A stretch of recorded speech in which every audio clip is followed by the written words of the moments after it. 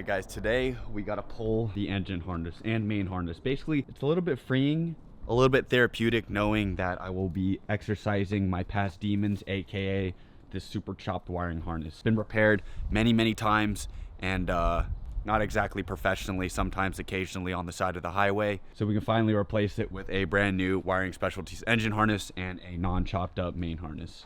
Alright guys, I'm not gonna lie, in order to get the engine harness out, it's kind of like pinched behind the ABS unit. Since I'm removing the ABS anyways, I thought I might as well just get out of the way so I can access the engine harness a little bit easier. I'm sure you could take the engine harness out without removing the ABS, but you know, I have to do it anyways. So alright guys, I got it mostly free. As you guys can see, I have to remove a couple more lines. I gotta pull it out, but I think I need 2 people just so I don't spill everywhere. Sun's setting, which means we're going on a quick intermission, just a quick light cruise, you know what I'm saying? With the homies, actually just light cruise, because once again my car's not running like how I want it to run. So the Supra throttle response, especially with boost and how it puts the power down, is a little unpredictable, and you don't want that on a curvy road because that's obviously like very dangerous, especially in a turn. If the boost comes on unexpectedly, bad things will happen. So all right guys, taking the Supra up. Oh, BMW boys. Hey, I'm one of you guys. I'm M boys. Hey, I'm M boys now. Yeah, I mean, I got an M. I got an Hey, I don't know why they're rolling their windows up, bro. I got a B58. That's the best motor. That's why I put a B in front of it.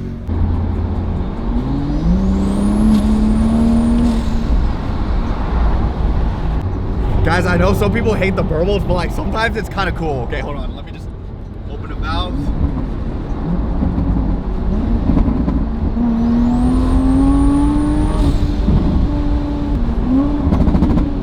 Oh, they're so loud.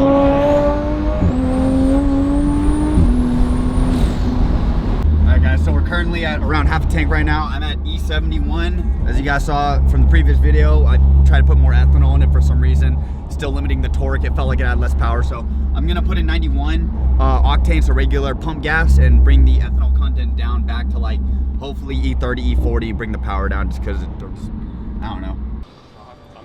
I don't know if I can afford to put pumping this anymore. It's like $6 a gallon now. What if I do buy that? It might be worthwhile. That M4? Yeah, I'm thinking about it. Guys, I don't think I can drive in this economy anymore. This is an insane lineup, dude. We got like a G82 in front. No, G87. Sorry, the new version of John's M2. John has an F87. And then Griffin's Miata M3. My M3 40i coupe.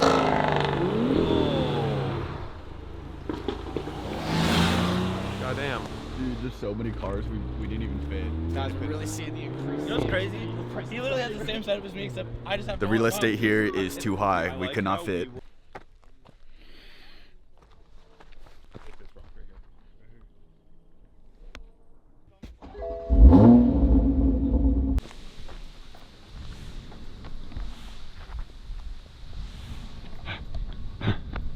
What happened?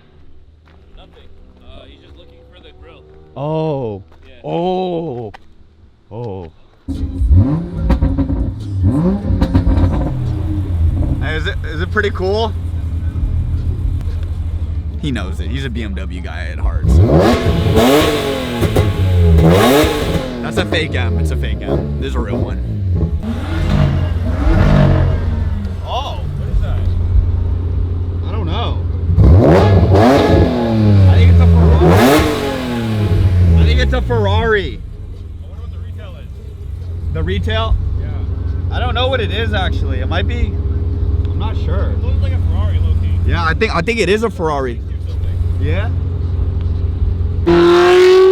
Oh. That what, dude? It literally was a Ferrari.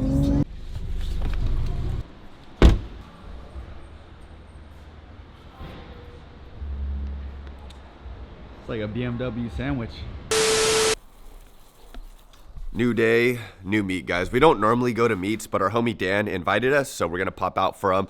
I don't know if I should twin with Ethan in the BMW or Griffin.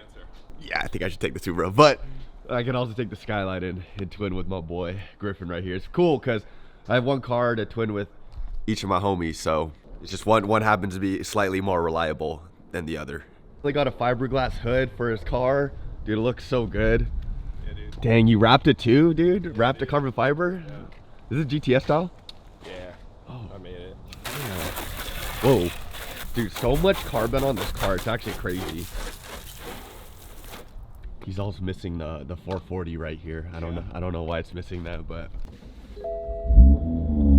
Also, guys, I found a new tuner, so I'm now tuning with Jeff Payne. Basically, on just pump gas, it's so much more like controllable. It's like the boost doesn't come on too early. It feels more linear than the other tune. He did tell me that my port injector number 6, so cylinder number 6, isn't like always consistently firing. So basically, I gotta pull the wiring apart and kind of check if the pins are connected and stuff like that after this drive. Trying to be like low key and shit, you know, on some humble shit, like show off the car as it is. You're joking. You're like, yeah, I'm pretty low key. I'm like, I don't think I know a more high key person than you. Yeah. Do you think close your trunk? Oh, really? Nah, I'll probably just leave it, bro. Yeah, it's probably. Did you like wait? Probably Is just your leave it, hood bro. broken or something? Why is it open? I don't know. I think it broke or Needs to something. cool down? Yeah, it needs to cool down. Yeah, I get it. Yeah. That's cool. I left that stuff behind, but like, if you're still Oh, there, okay. it's okay. Oh, okay. Yeah.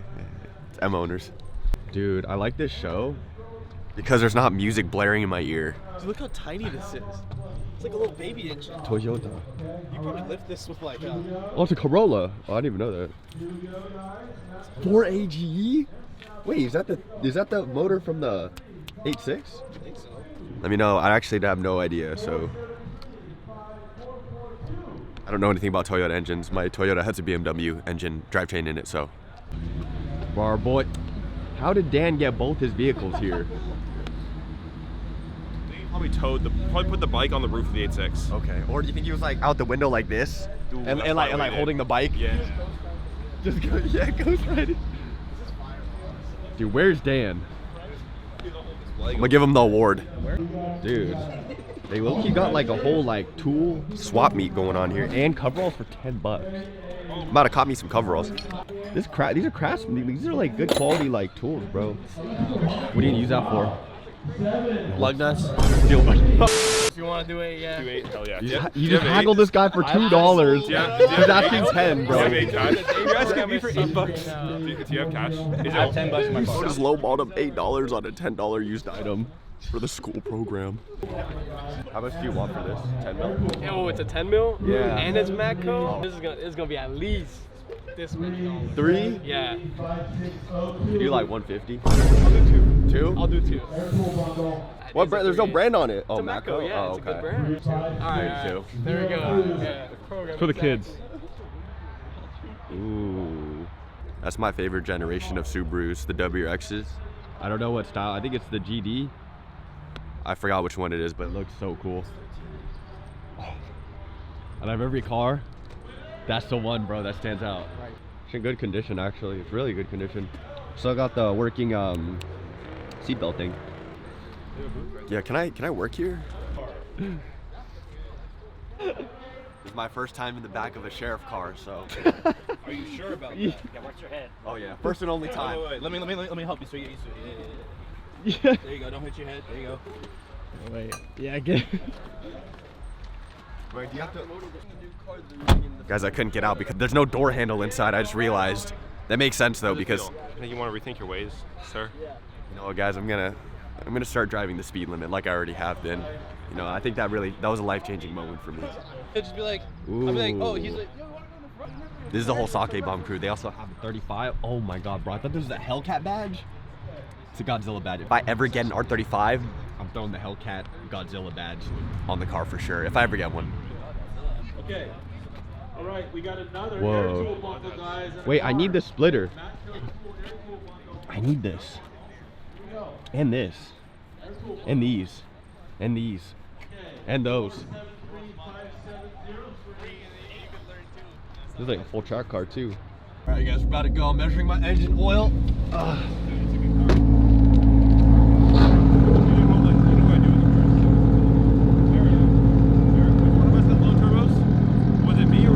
Hey, mine's blow by.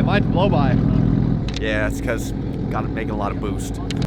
Dude, holy shit. This pink M4 is going like, I cannot keep up with them. Jesus Christ.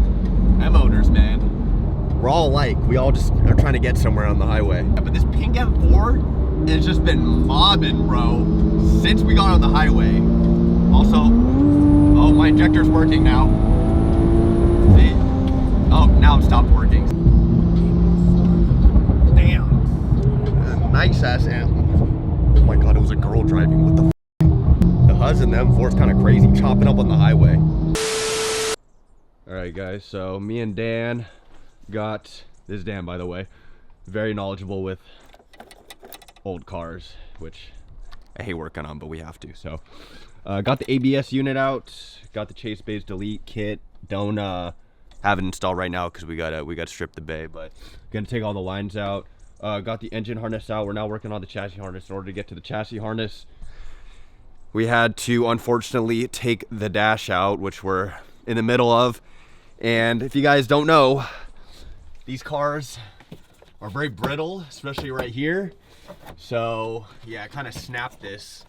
Ask any other FD owner that has ever taken out a dash.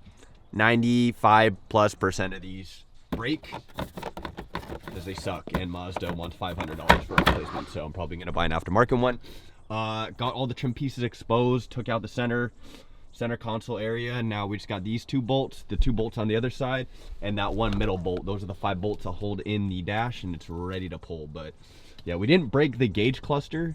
That was the one thing we didn't break, so I'm very, very grateful for that. But yeah, this little hood cowl, I might be cowless for a little bit, but I'm not paying $500 for a new one. That's so stupid for like a little plastic piece from Mazda. So yeah, aftermarket one on eBay. Hey guys, a little update. The dash is out, so it was a little difficult getting it out because there's so many damn wires that aren't OEM in here. But now we have access to the chassis harness, as you guys can see. All right, guys, it is the next 2 days. It's finally light outside, done with my work, so gonna try to yank this out now. Yeah, see if we can get it out. I don't know if you guys see, but I'm basically trying to shove all those wires through that little hole. It's nice with the daytime because you could see kind of like the light. Basically, like the little gaps of light indicate space in the through the hole, through the firewall. So I'm basically trying to fill those with all the plugs essentially to try to get these through the small gaps that we have. Oh my god, I finally. Jesus Christ, guys, this was the hardest connector to get through, just because how like big it is compared to all the other ones. But yeah, that is the chassis harness. Oh, I think there's one more through there too. Not sure where this goes. I think it's to the coil pack potentially. All right, guys, so I've just removed the harness from the actual coils itself.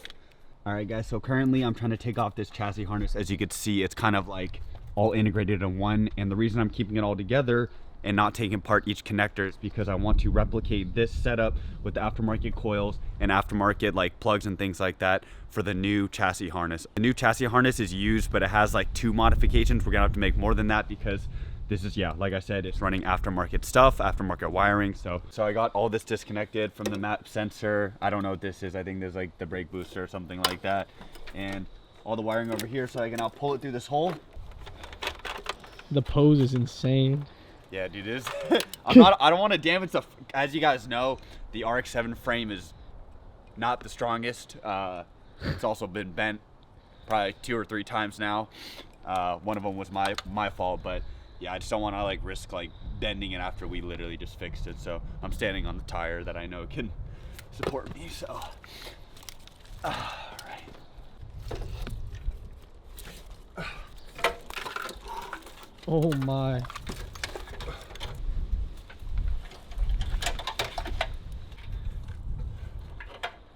Bruh. I have no idea what half this shit is, bro. There's like, this is what I'm talking about. Like, what is this?